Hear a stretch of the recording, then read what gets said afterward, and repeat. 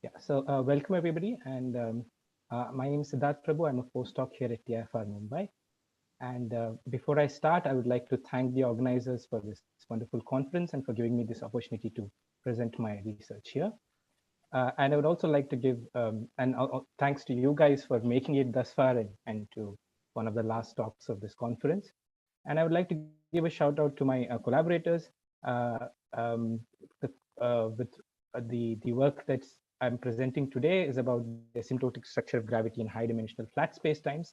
And this is in collaboration with Chandramouli Chowdhury, who is a grad student at ICTS, Ruchira Mishra, who was an undergrad at IISER Mohali and now is a grad student at University of Chicago.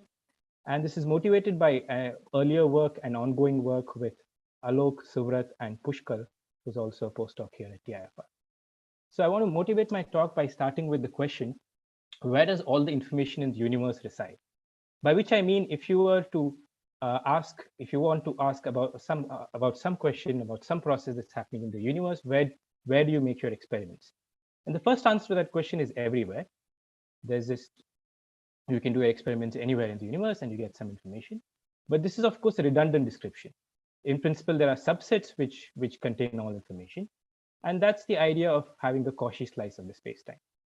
So you have all the information on a particular Cauchy slice, but is that minimal?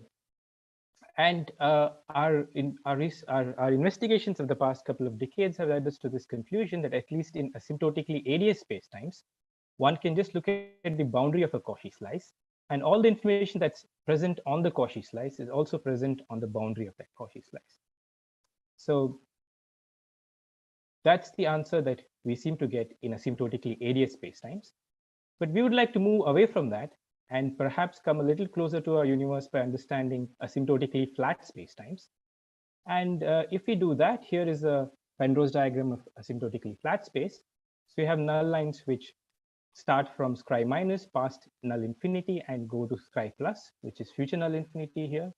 And then you have the past of future null infinity, which you call scri plus minus, and the future of past null infinity, which is called scri minus plus. So we don't know how to define quantum gravity non-perturbatively in flat space.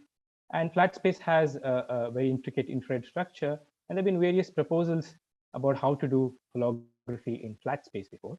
But a couple of years ago, we started trying to answer this question of how is information stored in flat space. And we came to the conclusion in this paper about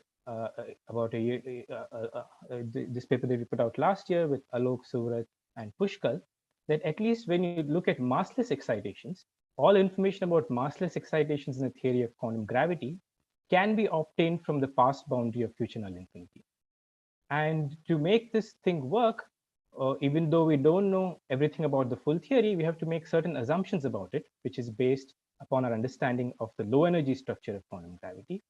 And those assumptions are that the spectrum of the Hamiltonian is bounded from below, and that near scri plus minus, you have operators which can label the vacuum of the full theory and can map the space of vacuum back to itself. So under these assumptions, you get the conclusion that all information about massless excitations can be obtained from the past boundary of future null infinity. If you make a further assumption that the evolution equation of the Bondi mass and its commutators with the asymptotic operators continue to hold, you also get the statement that all information in a cut of future null infinity is present in an earlier cut. And so there is an intricate nested structure of information storage at null infinity. And if you look at the Penrose diagram from before, we define two kinds of algebras of operators at null infinity. One which is at some finite u, so this is a u naught epsilon, and one which is at the past boundary of future null infinity, which is marked here in red. And the statement then is that if you look at this full Cauchy slice of scri plus, then the information that's contained there is actually contained just in its boundary, which is in this red region. And if you look at a finite region of scri plus, then its boundary is this blue region where the information is contained in just the boundary again. So this leads us to the principle that the boundary determines what's inside, or a principle of holography of information. Now we'd like to understand how much of this story holds for higher dimensions. And in doing that, the crucial thing is to understand the algebra of operators here at let's say the pass boundary of future null infinity, and to see if it continues to retain the structure that it does in 4 dimensions. But before getting there, one might also ask, I've only talked about massless fields, so one might ask, what about massive fields? And so I'd like to, even though this is not the focus of my talk today, I'd just like to mention some results we now have about massive fields. And this is also work with Aalok, Suwrat, and Pushkal. So naturally, you would think about massive fields at future or past time-like infinity, which are these 2 points here on the Penrose diagram. But instead, we'll be looking at spatial infinity. So if you look at the first line here, which is the metric of Minkowski in these coordinates, rho, tau, and omega, where rho is the light cone distance, then usually you'd think of of spatial infinity as a point on this Penrose diagram, but you need to actually blow it up in order to make sense of fields of taking this limit to spatial infinity for various fields. So you do that by looking at this metric, and you take rho going to infinity while rescaling these constant rho metrics by 1 over rho squared.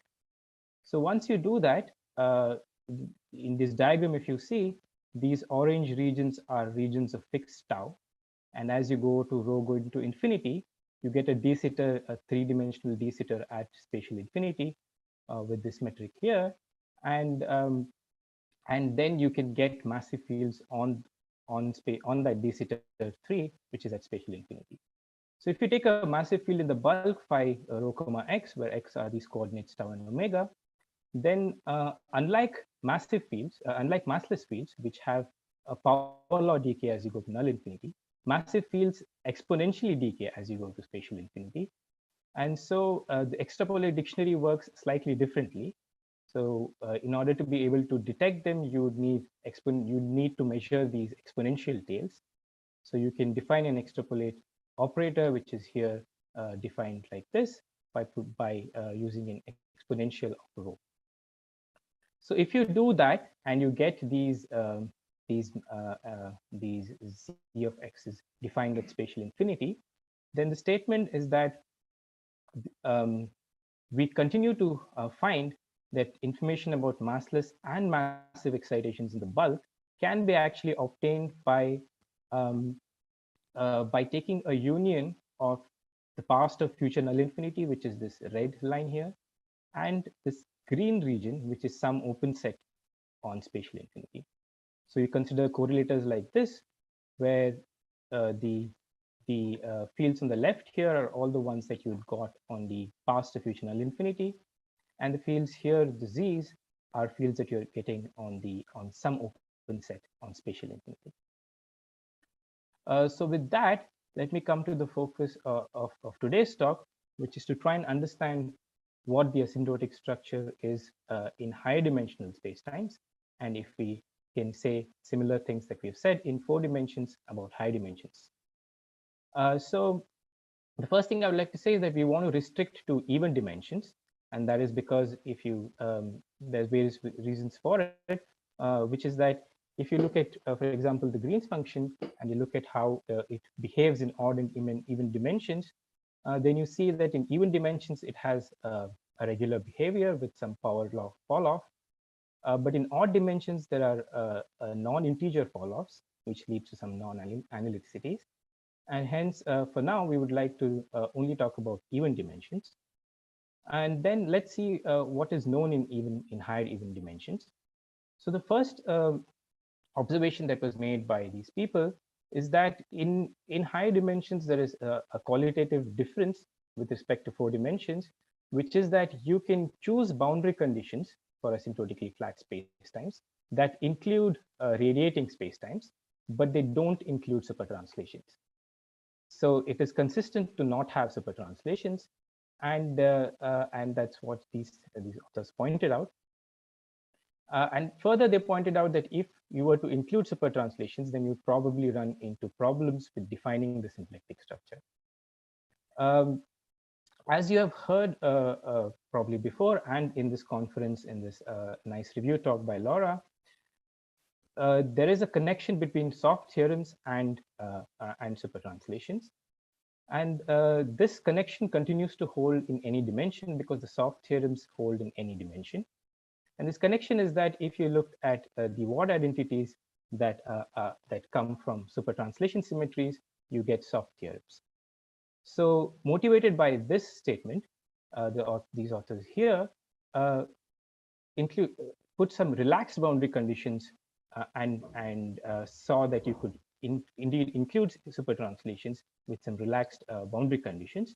However, they did a linear analysis of gravity in high dimensional spacetimes, and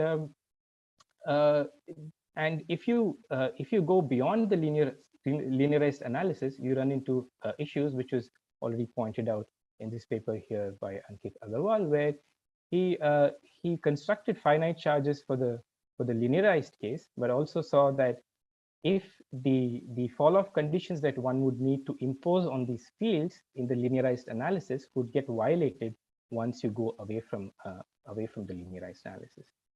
So our job then is to take a step back and find what is the asymptotic phase space in high dimensions in the full nonlinear theory, and whether the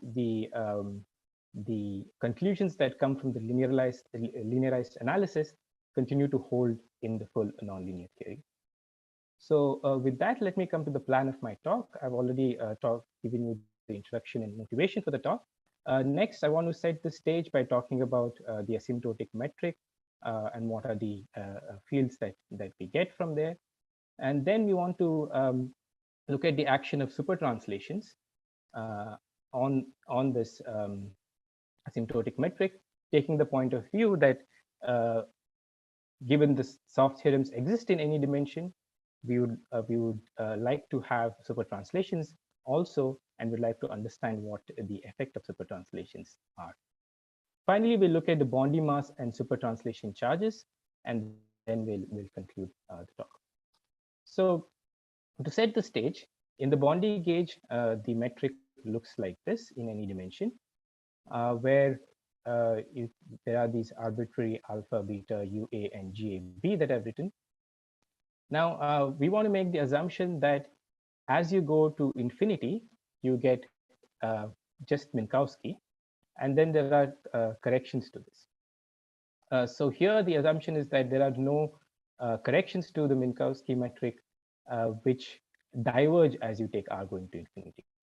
So we are going to impose just that one restriction, and then we're going to try and find what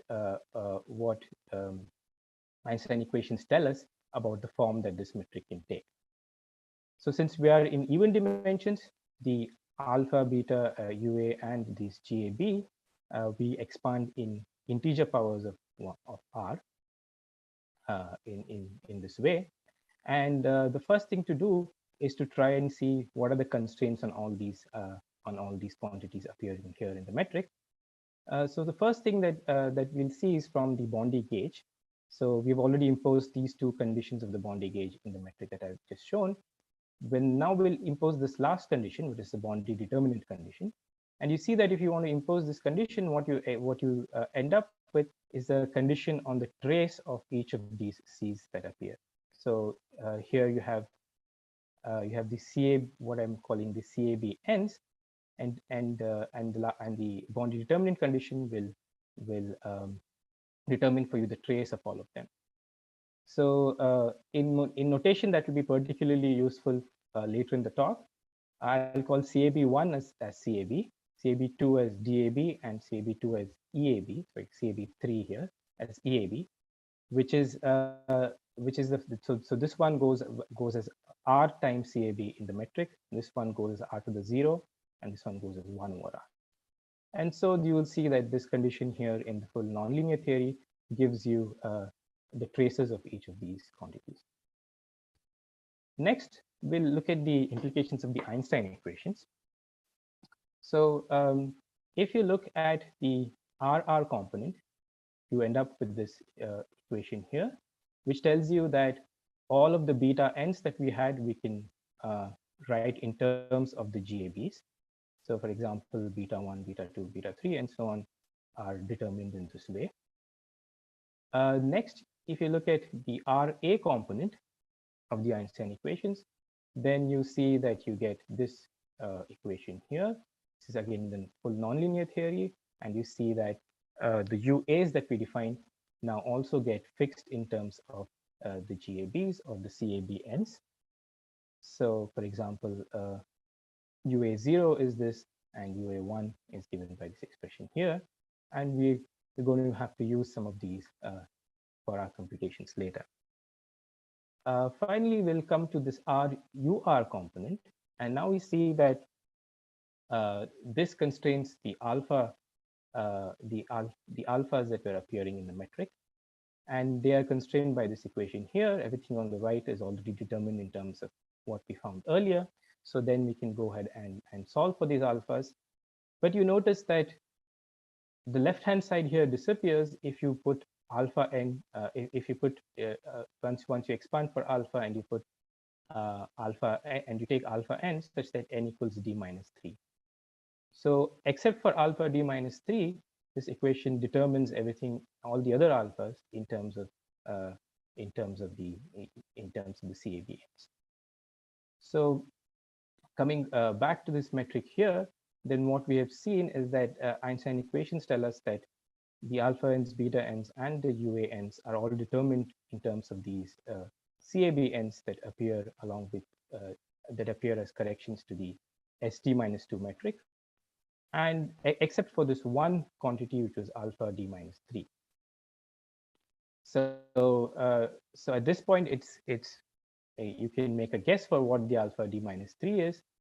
It's the analog of the Bondi mass in general dimensions, and which would be determined. Its u derivative would be determined by the constraint equation coming from the Einstein's equations. And the other fields at this point are these CABNs. So we know that in d dimensions, radiative fields fall off as 1 over r to the d by 2 minus 1. So then you expect that the radiative degrees of freedom are contained in this in a particular CABN with n equal to d by 2 minus 1. And you see this fact borne out if you look at the AB component of the Einstein's equations. So first, let's look at the leading order. And what you see in the leading order is that at r to the 0, you see that if you are in d equal to 4, this doesn't give you any constraint. But if you're in d not equal to 4, it tells you that del u CAB is 0. So CAB is just u independent. And in fact, if you look at the all order expansion, you see that at every dimension, there is precisely one of these CABs whose u derivative is not fixed. And it's precisely that CAB which corresponds to the radiative fall-off. So this bears with the expectation that we have that the independent field here is the one which corresponds to the radiative fall-off. And so the u derivative of that field is not fixed, whereas u derivative of all other fields that appeared in the expansion of this metric of ST-2 is fixed by this component of the Einstein's equation.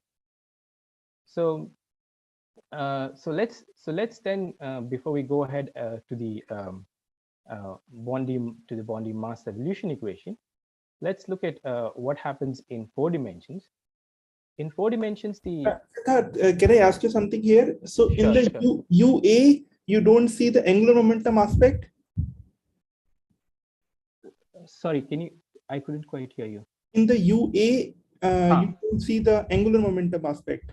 So you talk about the mass aspect, but there is also angular momentum. Right. So I have not looked at the I'm not looking at the angular momentum aspect here, because as we'll see, since we are only interested in super translations, we only needed the Bondi mass aspect. So in the 4 dimension case also, I'm not really writing down the angular momentum aspect here. Yeah. Oh, okay. Thanks. What do you mean by radiative fall off? Oh, I only mean that if you look at how does the if you just ask how does radiation fall off in d dimensions, then you get the fall off to be 1 over r to the d by 2 minus 1. So, and why is that related to del U Cn not being equal to 0? yeah, because you would expect that if you would expect that the physical degree of freedom is there in this radiative in the part of the metric which has the radiative falloff, right?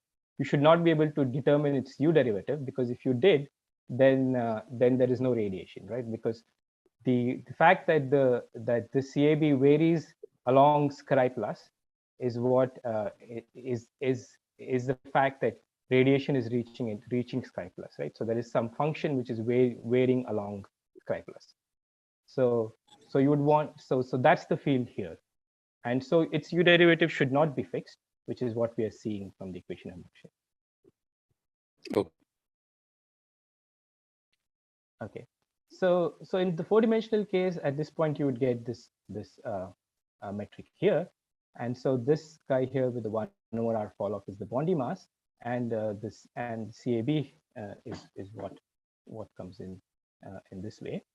And just to recap, the Bondi mass is the angular density of space-time energy. So if you took the Bondi mass and integrated over the S2 in 4 dimensions, you would get a notion of space-time energy, which if you took u going to minus infinity limit of, you would get the ADM mass.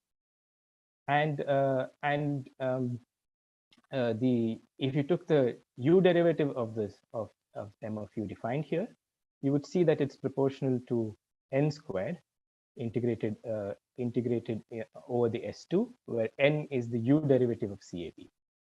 So NAB is the analog of the electromagnetic field strength, and so its square gives you the flux of gravitational radiation that's passing through a particular S2 on Scri plus, and that's related to how the mass of the space-time changes.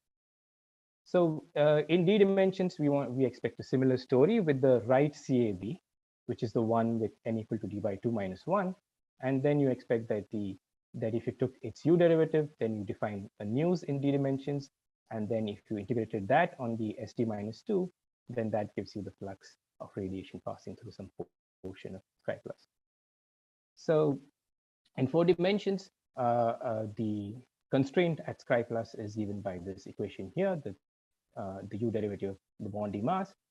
And you can define an infinity of charges, which are the supertranslation charges, by taking the Bondi mass aspect and integrating it at Scri plus minus on an S2 with an arbitrary spherical harmonic. And now if you took this expression here and you rewrote it as an integral over all of Scri plus, then you get two contributions, one which is linear in the news and one which is quadratic in the news. The linear guy is called the soft charge, and the quadratic guy is called the hard charge. So this is what happens in 4 dimensions. And in order to make we'd like to see if something like this happens also in high dimensions, and we'll see what are the issues that we run into.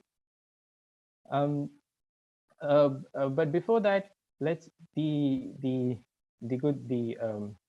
fact that you have these infinity of supertranslation charges means that you can see that there are eigenstates of these supertranslation charges, and those are the degenerate vacua that you get in 4 dimensions. And so the Hilbert space structure in 4 dimensions has this form where there is one particular soft sector that you can build on top of one of these degenerate vacua using all your news operators and other matter fields that you have. And then your full Hilbert space is a direct sum of these various soft sectors that you built in this way. So you can use these guys to get in. Oh, okay. Okay. Okay, all right. So then I'll just skip through this part, and point here was just to say that using these operators M, N, and C, you can build the algebra of observables at Scri plus, either at a fixed u or at u going to minus infinity. So if you now come to what happens in high dimensions, in 6 dimensions, the equation for the constraint equation for the Bondi mass looks like this. And you see that it's a horribly complicated equation with a lot of nonlinear terms. And so it at first glance seems like there is very little chance of making something like the four-dimensional story work out. But in order to see how to make it work out, we'll go to the action of super translations. And one can see that so we saw what the metric looks like in the Bondi gauge. If you ask what are the general class of diffeomorphisms that leave the form of the Bondi metric invariant, in D dimensions, you get this form, where the diffeomorphisms are parameterized by a single function f, which is a function on the st-2 at infinity. And in four dimensions, if you looked at what happened when you acted with these super translations on CAB, you get this form. So you get two contributions here, one which is just the new tensor, and the other which actually doesn't depend on CAB. Further, you know that in four dimensions, the asymptotic structure simplifies and you get a free theory where the CAB is symplectically paired with the NAB. So right from this expression here, then you can see that you would have one contribution to the charge, which becomes quadratic, which comes from this term, and one contribution to the charge, which becomes linear, which comes from this term here, depending on f. So that's how you get both the soft and hard charges in four dimensions. Now, when you go to d greater than 4, the first term disappears, as I just told you that del UC is 0. So you only get this second term here. So it continues to hold that if you started off with a solution where you put CAB equal to 0, then super translations will turn CAB on. And so if you asked if you thought that the only physical degrees of freedom are in the radiative mode and in the Coulombic mode, you should also be considering this guy, because if you believe in super translations, then super translations will turn CAB on. So but if you look at what the content of super translations is, it's just a single scalar function on the st-2. So whereas the CAB is a full tensor worth degree of freedom on the st-2. In other words, if you did a spherical harmonic decomposition of CAB, you would get a tensor part, a vector part, and a scalar part. And as we have been arguing, the only reason to keep CAB is that super translations turn it on, which means that the tensor and the vector pieces have no physical information, but only the scalar pieces have physical information.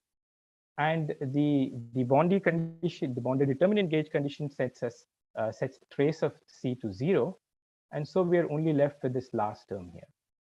So which all of this is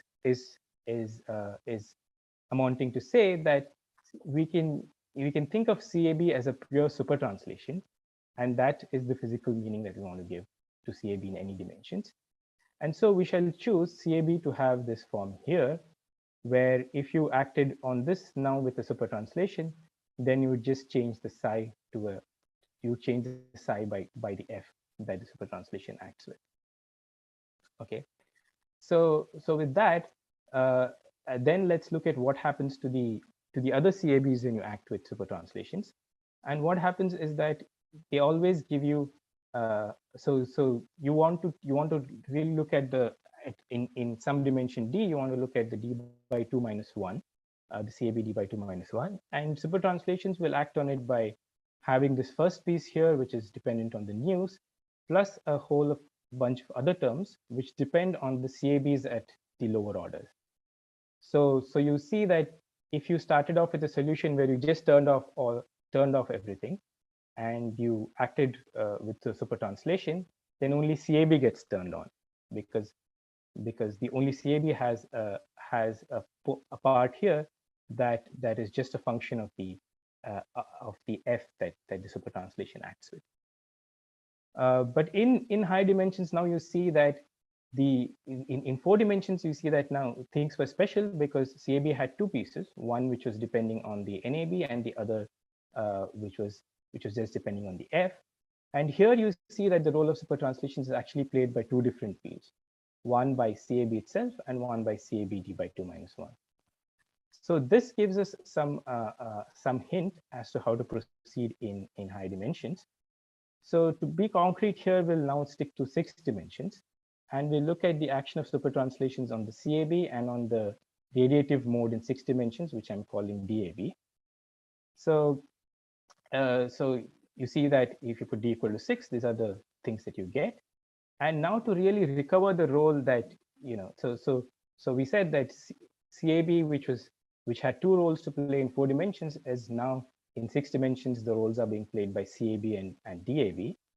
And to really see that, we want to, you might be motivated at this point to see that since the CAB changes, the supertranslation changes CAB by this amount, you want DAB to only change by the news piece and not by all of these other pieces here. In other words, you want to define a D tilde, which can be defined in this way, which satisfies the following property.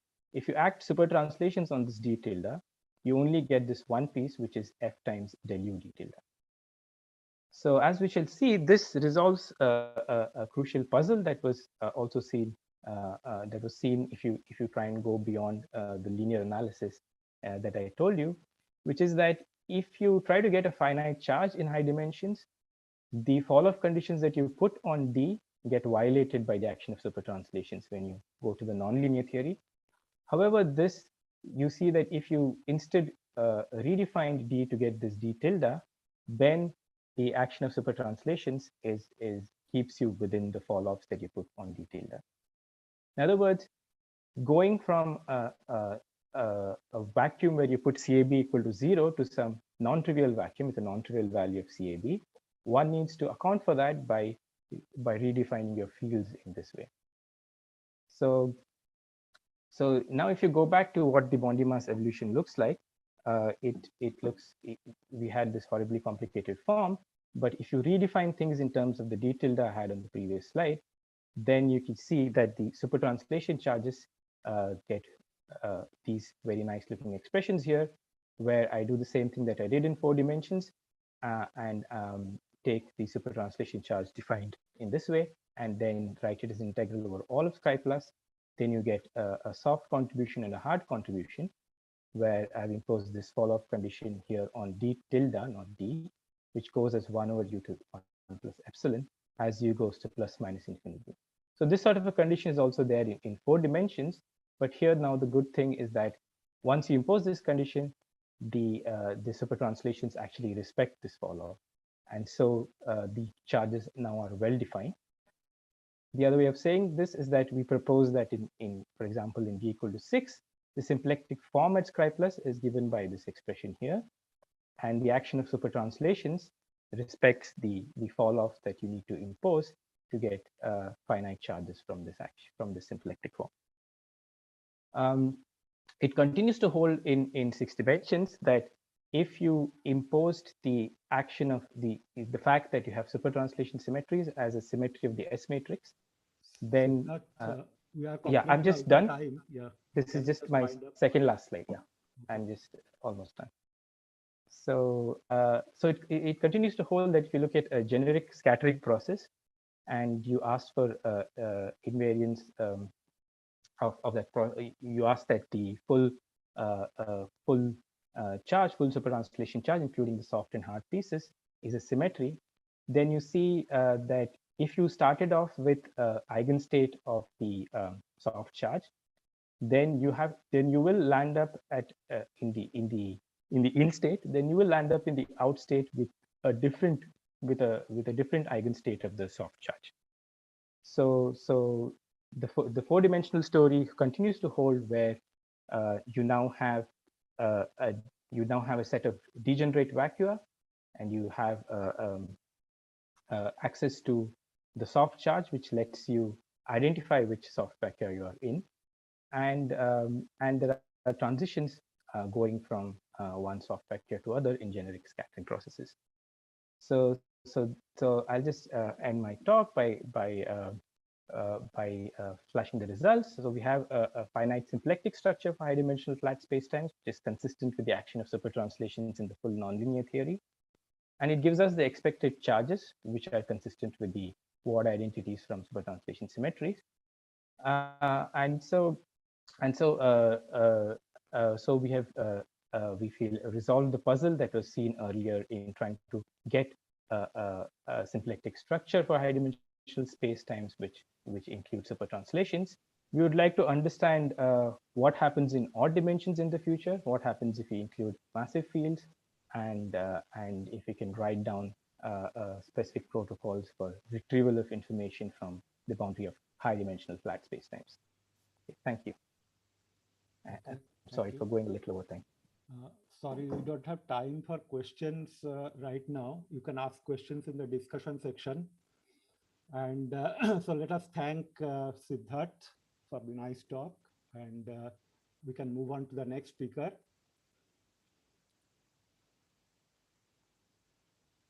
Okay. Is that all right? Okay. Okay, next speaker is Aalok Misra from IIT Roorkee.